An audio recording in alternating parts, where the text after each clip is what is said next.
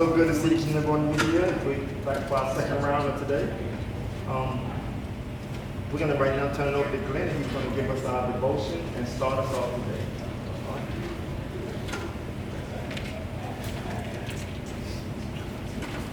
You know, I thank God for a new day every day. Amen. Isn't that right? In the beginning, God created the heavens and the earth. What do you hear in that? God created, right? He created the heavens and the earth. Now, when you think about the first few verses of Genesis, in the first 3 verses, we actually get the Father, the Creator, and the Spirit. Because in the second verse it says what? It says, and the earth was formless and void, and the Spirit hovered over the deep. Then the next thing we get is what? We get, and God said, let there be light. And in the first 3 verses you have the Creator, you have the Spirit hovering over the deep, and you have the Word. Because when God speaks His Word, what happens? And there was light. All God has to do is speak the Word, and it happens. And who is the Word? Jesus. The Word is Jesus. So in the first 3 verses, our monolithic religion says there are 3 persons in the Trinity. The Father, the Creator, the Spirit, and the Word Jesus. Right there in the very first 3 verses. Now if you go down a few more verses, there's affirmation of this. If you look at Genesis 1, 26 and 27, it's a passage I think you're probably really familiar with, because in 26 it says, then God said, let us make mankind in our image, in our likeness, so that they may rule over the fish of the sea and the birds in the sky, over the livestock and all the wild animals, and over all the creatures that move around. So God created mankind in His image. In the image of God, He created them, male and female. He created them. Amen. So at the beginning of verse 26, God says, let us make humans in our image. Right? So us tells us what about God? That God is 3. God has a community. And that community has really different roles. The Creator is not the Word. The Spirit is not the Word. But they work together. They're fully aligned with one another. And when God makes human beings, He makes us together. In chapter 2, it's not good for man to be alone. And so God creates a partner. In our families, in our closest relationships, right at the very beginning, God creates a community of human beings. With a man and a woman, 2 people is enough to begin to have a collaboration. 2 people is enough to begin to have a community. You know that scientists tell us that the human mind is created with a special kind of neuron. And it's a neuron that helps us form communities. It's called a mirror cell. And that mirror cell says, without you, I am not whole. I need a sense of community. You know when people are most vulnerable? When are they most vulnerable? When they are isolated. When they are alone. Now, I don't know what the quarterback for Green Bay is doing by going into an isolation cell. I don't know if you've heard about this. He's got to isolate himself in total darkness for 4 days. Well, people go crazy doing stuff like that because we are not meant to be isolated alone. And in those isolation chambers, they put you in water they put you in darkness, they put you in water the same temperature as your body, and you're just, he's saying he's doing it as a cleanse. Well, he's going to find out how empty he really is. Right. So yesterday, Reggie talked about the image of God, right? Okay. So our image of God, he said, might be of an old man like Michelangelo's Sistine Chapel. He said, maybe God's 30 years old. Well, actually, he said, God's outside of time. And I said, right, Reg, God is outside of time. He creates a world. He creates a world. And time becomes a thing when he puts the earth into rotation and has it orbit the sun in a year. Time didn't exist like we know it before God decided to create a world that had time in it. And so, when you think about the image of God, look around you. Because God gave us an image. And you know what? Each one here is what? Let us make mankind in our image, male and female, let us create them. The real image of God sits in the chairs of the throne. Now, you don't sit outside of time. God created us to be stewards in time. And he created us with the same desire that he has in his own heart. Just like God, we need one another. And in order to do a new thing, like Reggie was talking about yesterday, the only way you can do a new thing is with other people collaborating. That's where the real power comes from. What did Jesus say about the church? He said something like, the gates of hell won't stand against the church. What's that tell you? The gates are like a fortified city, and it's the attacking force is the church.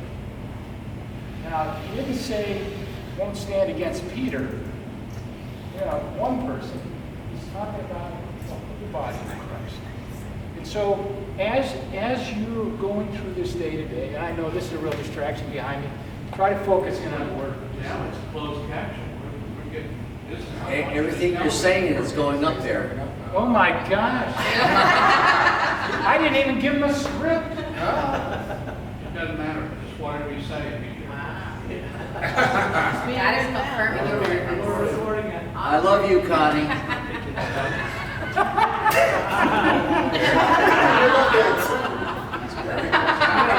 This beats Genesis 1 any day. I'm watching your eyes, and you're all like looking up there. And I'm like, You're That's speaking why words we into don't. existence. That's why we don't.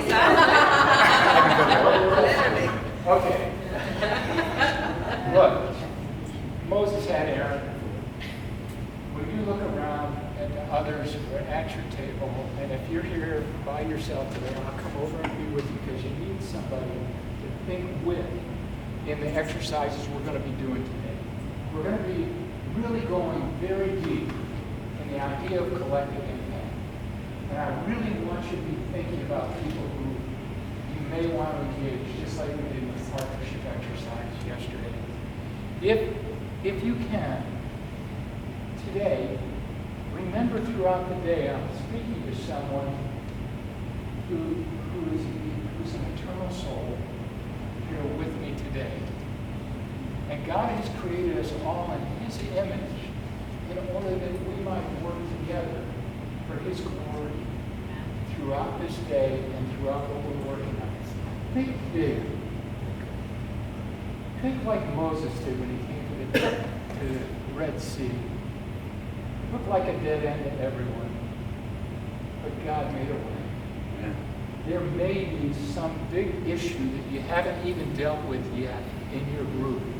And maybe you're going to have to think carefully, like the Chamber of Commerce in Miami, or like the sheriff and the guidance counselors, like Denzel. And you're going to have to think in ways that are going to engage some other people made in God's image. Engage their mirror cells in thinking with you compassionately about how we apply our mission to change the world, to see the seas part. God do it. Reggie, I'm going to welcome you up here to go ahead and begin to talk about collaboration. Okay. Hopefully every word will be shown behind you. A couple of thoughts. It is pretty humbling, really, isn't it, when you think about God when he wants to get a look at himself, he doesn't gaze into mountain streams or even into Hubble telescopes or Webb telescope stuff. Today, I was just reading this morning, they've discovered a new black hole that's moving at 4,500 times the speed of sound with 10 million suns. The capacity of 10 million suns hurtling through the space. But I mean, this. So, but God doesn't even look at that to get a look at himself. He looks at Roy. Now, you may not think that's a very pretty picture of God, but you know, I think it's just beautiful. And or he looks at Johanna. It is a fascinating thought, isn't it? That when God wants to get a look at himself, but you are his image. Pretty prevalent. And he'll complete the whole new mosaic one of these days. He'll have complete. The other thing he said that sparked the thought, I can't remember right now. All right, so are we ready? Will this go away, or will the closed caption? I've been trying to. Yeah. These things, this is, I'm telling you, the Internet of Things, AI. Wait, I'm thinking of. We are not going to make it through this. I have a quick question for you. Are you being run by ChatGPT? Yeah, right. No, it would be more intelligent. Or more scary. Either one. I want to talk to you a little bit about, and set up this next, gee whiz. You'll know it before I do. For those of us who come to ourselves as we hear ourselves.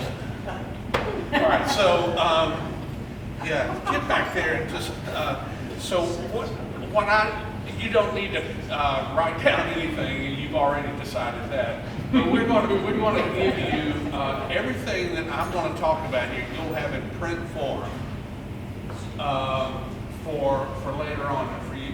And the folks that at Stanford, whose language we use, the collaborative impact, collective impact language that we use, I think have done us a favor by helping us understand and giving language to the barriers. Yesterday it was all about, let's think about these partners, it's all positive, but we're naive if we don't believe that collaboration is more challenging than doing it by yourself or whatever. It's not as effective by yourself, but collaboration is hard. And in fact, if it weren't so difficult, everybody would be doing it. But it does make an enormous difference when you are working with other people to impact an entire community. It's critical. And so, these are, and you've already been absorbing this while I've been talking to you. And again, you'll have this with you, but you can kind of see what they call this, as you can tell, the strategic triangle.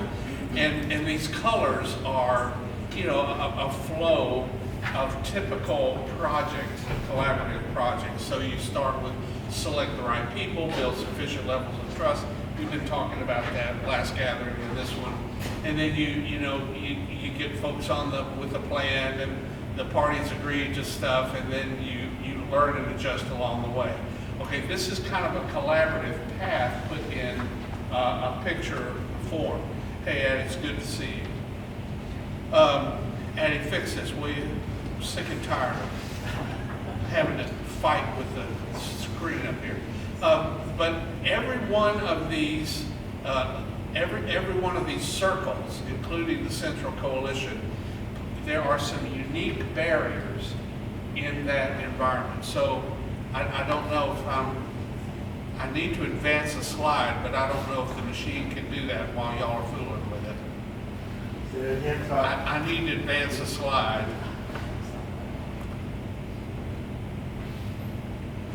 Yeah, there we go. Yeah, no, we need to go the other direction.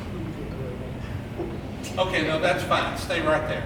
Okay, so in that circle that in terms of public value, which is the go ahead, Henry, and finish out the slide for me, will you? Yeah, The two things that can be really critical as you're trying to decide, are people going to buy in? For instance, those of you who are talking about the advisory board for Fort Lauderdale here, just kicking back your proposal from last time, or thinking about there's disagreement. We don't exactly have what the problem is. Remember, last time we talked about the first job of the leader is to sell the problem. People won't buy any solution you offer until they understand what problem you're working on. And getting people to actually agree on the problem is harder work than you might think, because folks want to offer, no, that's not the problem. In fact, that's America right now. We're caught because we don't have leadership on either side that's able to articulate the problem with enough consensus that we can go to work on.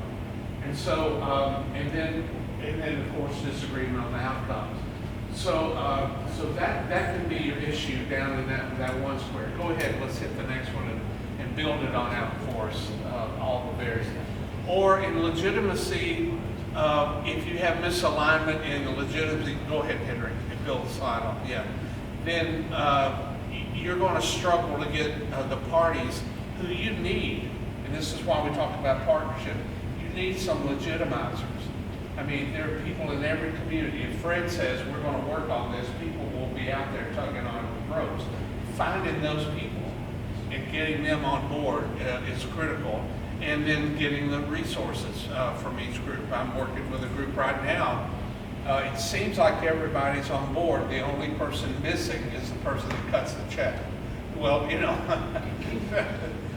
little stumbling block.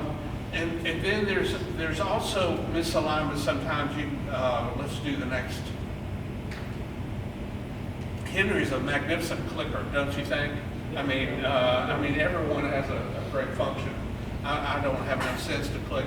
Yeah, and if you, in your operational capacity, there are 5 barriers that can get in your way. And you can read faster than I can. You can listen 11 times faster than I can speak. So all